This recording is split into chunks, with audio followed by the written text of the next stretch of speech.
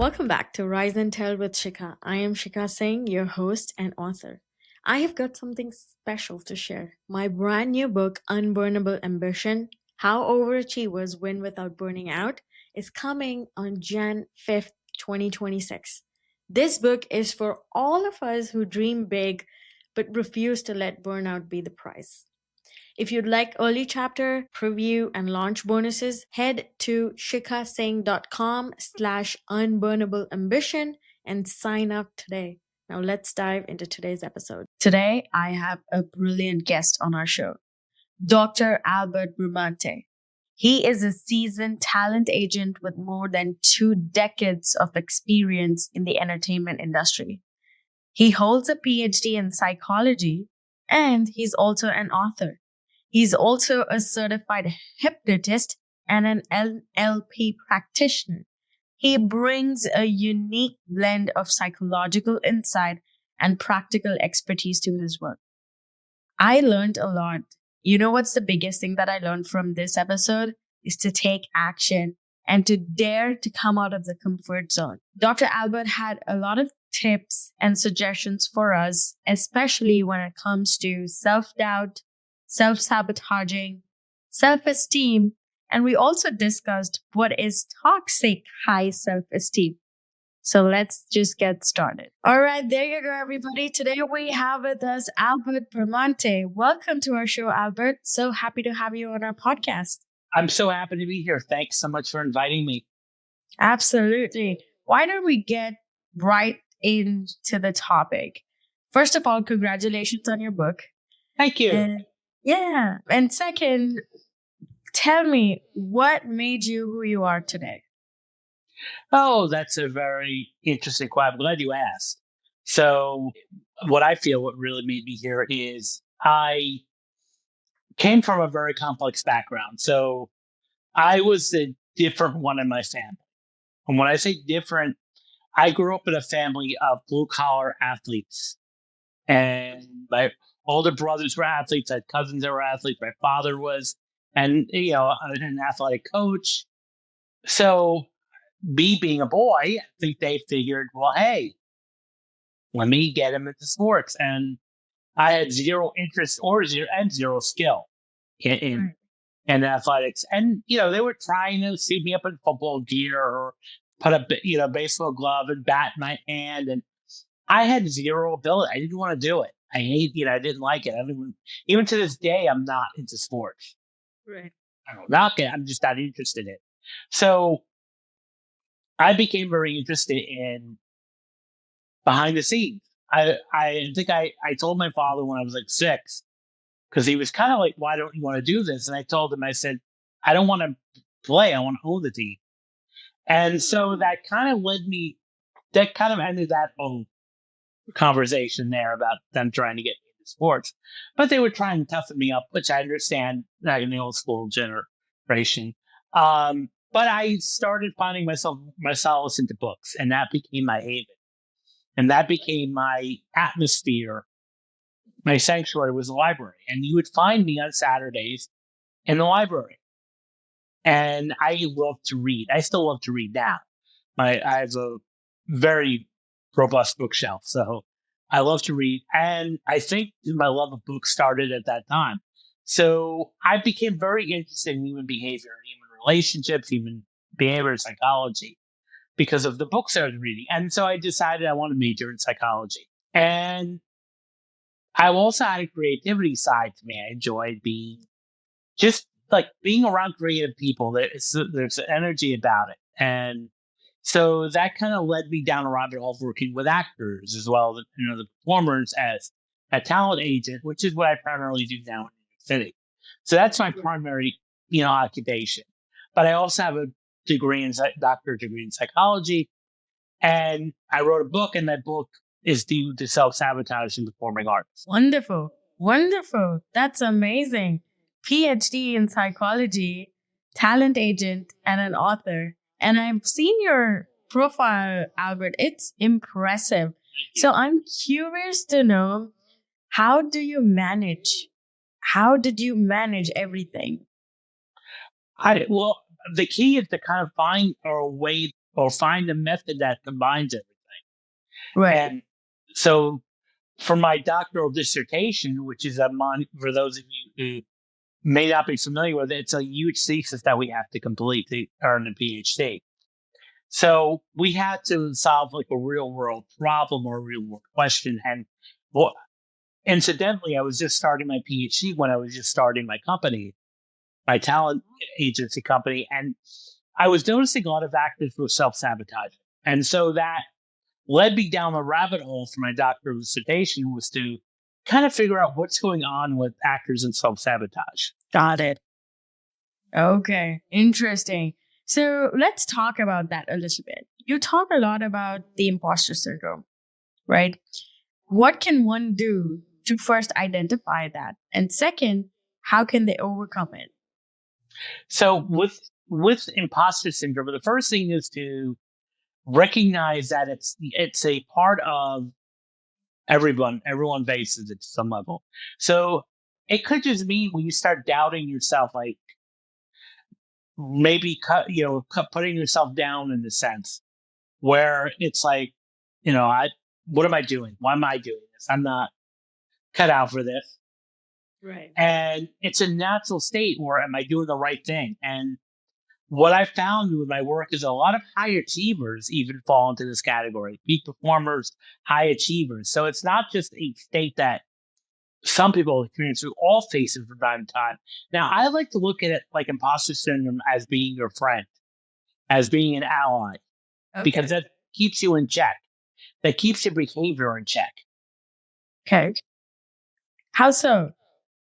Well, it keeps you humble in a sense. So rather than developing an inflated ego, it keeps you humble. So if there's something that I'm feeling weak in or not strong in, I can then work to improve that, whether through coaching, through learning, through reading. So I've always maintained the mentality that we always need to learn. Right. And that we're always learning or always evolving. Correct. Yeah. I feel that irrespective of age, background, I think everybody needs to have that mentality where, they should learn something new every day, or at least strive to learn something every month, even if it's not every day and you're just busy with your chores. I think that's what keeps you alive. That's what keeps you curious and to know what's going on in the world and how you can, understand what's going on around you and your surroundings. Yeah, I think that's very important. Let's talk about self-doubt for a little bit, because I feel like we are in a generation that is super lonely. And second, based off of social media, there are youngsters and so many kids these days, and even young adults I see, who have this like major self-doubt. I did not have that growing up, even though I was born and raised in a very normal middle class family. What would be that one piece of suggestion that you would give to people to overcome self-doubt? Well, first of all, to recognize what's happening. I mean, that's adversity. And it's okay to have self-doubt. I mean, that's what makes us human. And so we're not perfect. So the one thing I would say is always lean into your achievements. So what have you achieved? Like, in my case, I wrote a book. You wrote a book. And, even, whether it's making a large move to another country, that's an amazing stuff that a lot of people need to recognize and celebrate. Like, not only did you move, but you're surviving and thriving here in that. So I would celebrate those achievements. That would be the first thing I would do, is like, okay, we need to celebrate that achievement. And that's important. Correct. So, okay. Celebrate small achievements. It's interesting that you say that, because I had another guest on the show, and she is the owner of this place called Art as Therapy. And she calls herself an art therapist.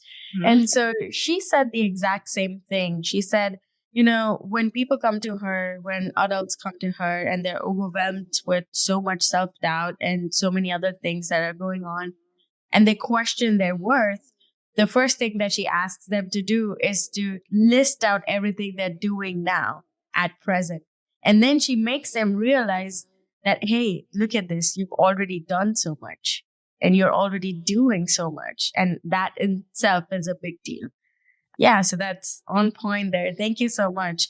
Yeah, Albert, I'm curious to know, all of us are different, correct? And then I'm so intrigued to know how the human psyche and what role it plays in terms of personality, background, and then actual performance. How can one be? I know you are focused on actors and artists and people who perform, who are creatives, and who have a lot of creativity in them, talent in them.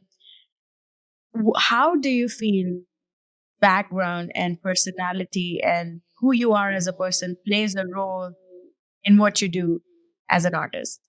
Well, it really is a big part of your identity, and that's what you're describing is someone's identity, and it's a part of us. And how a lot of times what it all boils down to, what was in psyche and all that, comes to our identity. How do we define it? How do we identify ourselves? How do we describe ourselves? So what I would say is, like, not only are you struggling, I would say get out of that struggling mindset, but I would also say adopt a thriving mindset. So, like, in my context with artists and actors, for some reason, the starving artist archetype has been romanticized. Yeah. And I don't see a point in that. So that if you come with the identity or you embody the identity of the starving artist, what's going to happen is you're going to be sabotaging for other opportunities. And a lot of people play small, unfortunately. It's like they downplay their achievements. Right. Yes. And they appear small and take small-minded actions, and that is a form of self-sabotage. Yes. Self-deprecation. Exactly. That was one of my first few episodes of the podcast when I had just begun. And I was so intrigued by that topic because I see so many people doing it. And I sometimes still do it till date, where I will put myself down and, I will show myself like, oh yeah, this is nothing, even you could have done it. So yeah, I agree. That is great. What about self-esteem, Bert? You talk about a difference between toxic self-esteem and the good kind of self-esteem. What's the difference? It really, in a very simple answer, humility, being humble. That would be the biggest thing. Now, self-esteem really is, and this has been written about for decades, and it's probably one of the most hot topics ever written. There's thousands, tens of thousands of books and articles about self-esteem, and that's important. So our self-esteem is very important. However, what I've noticed is if you have low self-esteem, you tend to not really set yourself apart that way. In a sense, so you put yourself down. Now, with healthy self-esteem, you celebrate your achievements, your wins, and you feel you're deserving. Now, with toxic high self-esteem is when you take it to the point where you're better than everybody else, and you walk around with a bit of arrogance or just being pompous or arrogant, where you believe that you're better than everybody else. Why that is important, especially in the context of self-sabotage, is you're not open to feedback. You're not open to coaching. So when somebody tells you something that might be helpful feedback or constructive criticism, you start to dismiss them as like, oh, they don't know what they're talking about, or these people get really insulted. Right. Right. And so it's a saboteur. It's acting as a saboteur because you're not putting yourself out there enough. Right. And you're not being coachable. And so you're missing out on key areas of growth. And so this relates to actors all the time, because it's like sometimes I'll run into an actor and I'll talk to them and they'll have the mentality where I don't need any training. I have all the training I need. I'm perfect. Just book me. And I'm like, that to me is very limiting, because when they get feedback from a director or from a casting director or anything, and that nature, they get highly insulted by that. Right. Right. So how can one, start being open to feedback like that? Because I see it even in the IT industry or whichever industry for that matter. If your leader is talking to you and if you've given a feedback, how can you take it as, how can you not be offended by it? Well, take the whole thing as everything is feedback. So feedback helps us grow, and there's no such thing as a perfect individual. We're always a work in progress.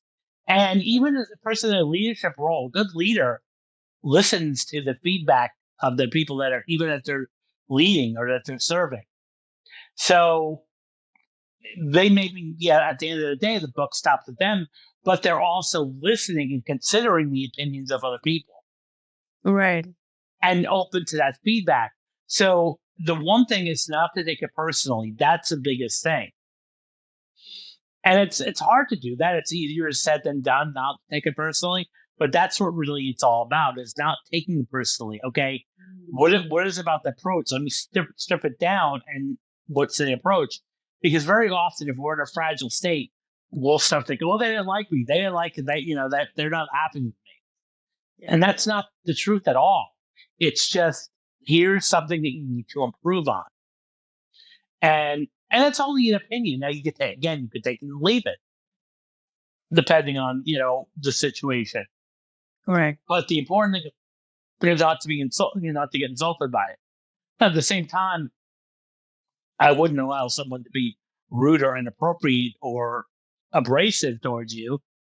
That obviously has no place in leadership.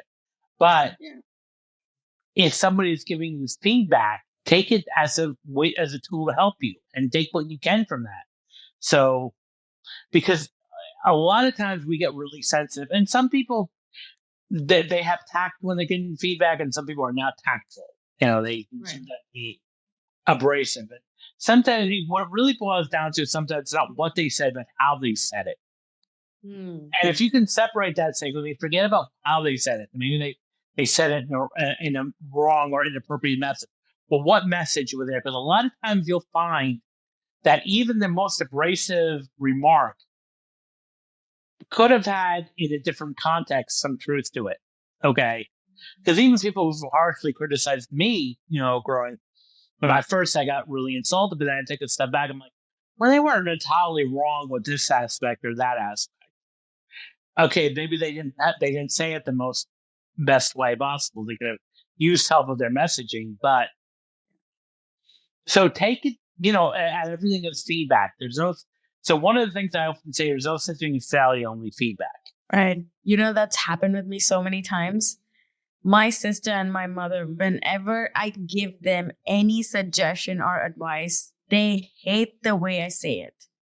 They'll come back, they'll get irritated when I say it, but then after a week, they'll come back and they'll be like, oh, it's not what you said, that made perfect sense. And it's valuable to us if we implement your suggestion, but it was how you said it. And it'll take them like a week or 2 weeks or a month to realize that. Yeah. Interesting. Yeah.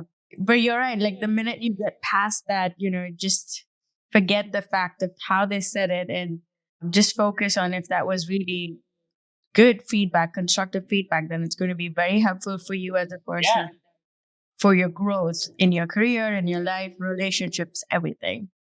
This is great. Okay. So, Albert, a personal question. When you were writing this book and your dissertation, everything, when you're working on it, and now you've helped so many artists and you've gotten them a lot of gigs, what's the most interesting part, or which job did you enjoy the most, and what fueled you? What fueled me was the actual, getting it done. I've always wanted to be a doctor, have the doctor title. I'm not going to lie. I had my moments. I had a lot of moments, actually. I'm not going to, lie there and tell you that it was all, smooth sailing. It wasn't. Right. But I think what really helped me, especially was taking action. And I didn't want to have the identity of the person who has all their coursework done and not their dissertation. Because there's a title now, it's not really accepted, but a lot of people have the title ABD, which is all but dissertation. I didn't want that. And for me, I was like, I worked so hard to get here. Now, the dissertation is a very tedious process, more so than I ever thought it was. I was great at writing papers, but this is something 100 times beyond writing a course paper. So that I think was really a bit taxing on me. But the important thing is getting it done and having that honor. Because when I was walking across the stage, getting roped as a PhD, that was the best feeling I would say ever. And it was just an achievement thing. And the same thing with writing a book. For years after, because there was a large gap between the when I had my dissertation and I wrote my book. Now, my dissertation laid the groundwork and the foundation for my book. So when I was thinking about writing a book, I was the type of person that everyone I would talk to is, I'm going to write a book. I'm going to write a book someday. I'm going to write a book someday. For me, I had to get the word someday out of that, because if I kept saying someday, I'd probably be sitting here in 2025 saying, I'm going to write a book someday. Yeah. So the important thing is taking action.